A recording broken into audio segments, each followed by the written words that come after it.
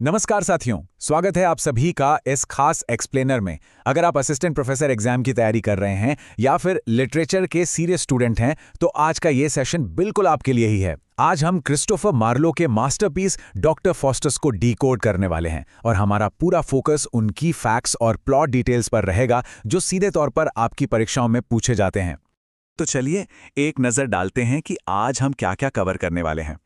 हम शुरुआत करेंगे कॉन्टेक्स्ट और ज़रूरी फैक्ट्स से, फिर बात करेंगे ए और बी टेक्स्ट की मशहूर डिबेट पर, उसके बाद कहानी का प्लॉट, फिर एक बहुत ही दिलचस्प टॉपिक मेडिएवल बनाम रेनेसां हीरो, और आखिर में कोर थीम्स और थियोलॉजी पर चर्चा करेंगे।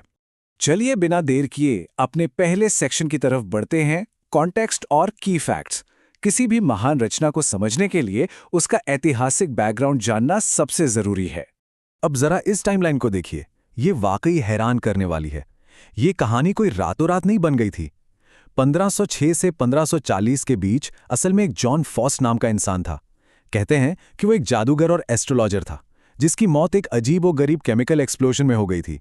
फिर 1587 में एक जर्मन फॉस्ट बुक छपी और 1592 के आसपास उसका इंग्लिश ट्रांसलेशन आया, और बस उसी समय के आसपास क्रिस्टोफर मार्लो ने इस आइडिया को पकड़ा और अपनी ये शानदार एलिजाबेथन ट्रेजेडी लिख डाली। एग्जाम्स के पॉइंट ऑफ व्यू से आपको ये बेसिक फैक्ट्स तो बिल्कुल रटे होने चाहिए। इसका पूरा नाम सिर्फ डॉक्टर फॉस्टस नहीं है, बल्कि the tragical history of the life and death of Doctor Faustus है।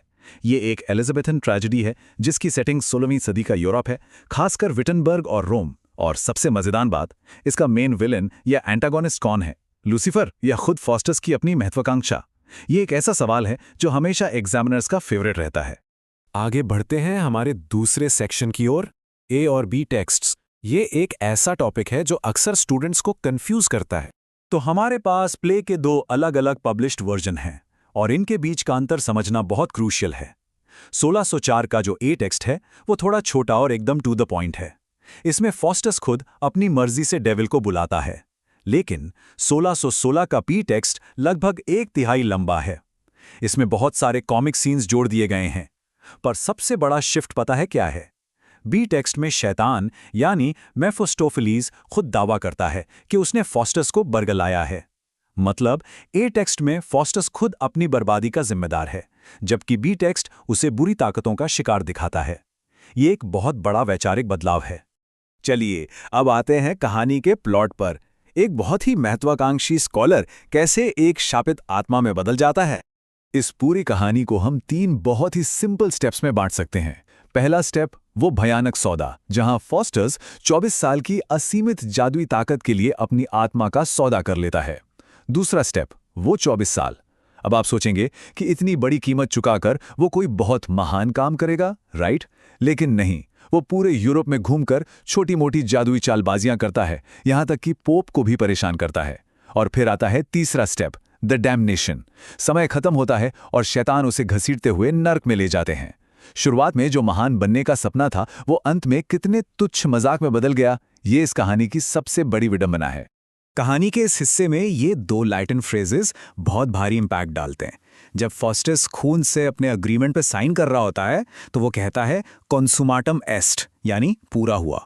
आपको पता है, सूली पर चढ़ते वक्त ईसा मसीह के आखिरी शब्द भी यही थे। ये कितनी बड़ी और डार्क आयरनी है। और ठीक उसी वक्त उसका खून जमने लगता है और उसके हाथ पर एक वार्निंग उभर आती है, होमो फ्यूजे, जिसका मतलब है इंसान यहां से भाग जा। उसका अपना शरीर उसे रोक रहा था, लेकिन वो नहीं माना। अब आते हैं सेक्शन 4 पर, जो कि क्रिटिकल एनालिसिस के लिए बेहद जरूरी है।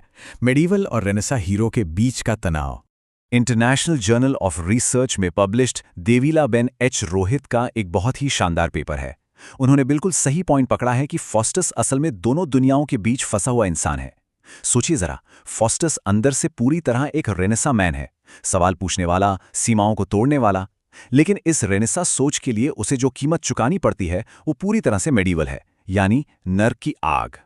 इस टेबल से आपको ये क्लैश और भी क्लियर हो जाएगा। मिडीवल सोच कहती थी कि आपका पूरा फोकस सिर्फ ईश्वर और बनाई गई व्यवस्था पर होना चाहिए। अपनी हदों को पार करना सबसे बड़ा पाप यानी अहंकार माना जाता था। लेकिन दूसरी तरफ रेनेसां सोच थी जो इंसान के पोटेंशियल, साइंटिफिक सोच और महानता पाने के लिए पुरानी सीमाओं को तोड़ने पर जोर देती थी। मार्लो का फॉस्टस इन्हीं 2 बिल्कुल अलग विचारधाराओं के बीच पिस रहा है। और अब हम अपने आखिरी लेकिन सबसे इंपॉर्टेंट सेक्शन पर आ गए हैं, कोर थीम्स और थियोलॉजी। एलिजाबेथन युग में धर्म को लेकर बहुत उथल-पुथल थी और इसमें एक बहुत बड़ा मुद्दा था कैल्विनिस्ट पूर्व नियति या कैल्विनिस्ट प्रेडिस्टिनेशन। साधारण शब्दों में कहें, कोई ये सिद्धांत मानता है कि ईश्वर ने पहले से ही तय कर रखा है कि किसे स्वर्ग मिलेगा और किसे नर्क। आपके अपने कर्मों का या आपकी फ्री विल का आपके अंतिम भाग्य पर कोई कंट्रोल नहीं है। मार्लो कैम्ब्रिज से पढ़े थे, जहां इस टॉपिक पर बहुत तीखी बहसें होती थीं, और यही फिलॉसफी इस पूरे नाटक की आत्मा है। इसके अलावा आपको एग्जाम्स के लिए कुछ और क्रिटिकल थीम्स दिमाग में रखनी होंगी, जैसे कि ज्ञान और महत्वाकांक्षा की हदें क्या हैं, जादू और धर्म के बीच का वो रिफॉर्मेशन वाला डर, और हाँ, गुड और इविल एंजल्स की भूमिका।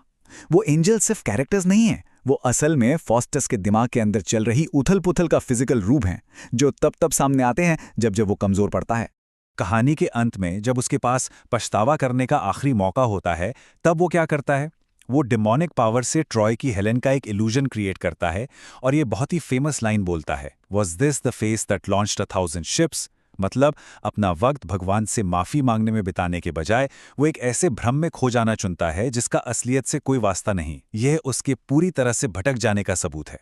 तो साथियों, इस एक्सप्लेनर के आखिर में एक ऐसा सवाल जो आज भी लिटरेचर के प्रोफेसर्स को बहस करने पर मजबूर कर देता है, क्या डॉक्टर फॉस्टर्स कैल्विनिस्ट प्रीडेस्टिनेशन का एक असहाय शिकार था जिसका नसीब पहले से लिखा था, या फिर उसने अपने अहंकार और अपनी मर्जी से खुद को नर्क के हवाले कर दिया? मार्लो ने इसका कोई सीधा जवाब नहीं दिया है, और यही चीज़ इस नाटक को इतना महान बनाती है। असिस्टेंट प्रोफेसर एग्जाम में बैठते समय इस डिबेट को अपने माइंड में ज़रूर रखिएगा। मुझे उम्मीद है कि ये डीप डाइव आपके लिए हेल्पफुल रहा होगा। तैयारी करते रहिए।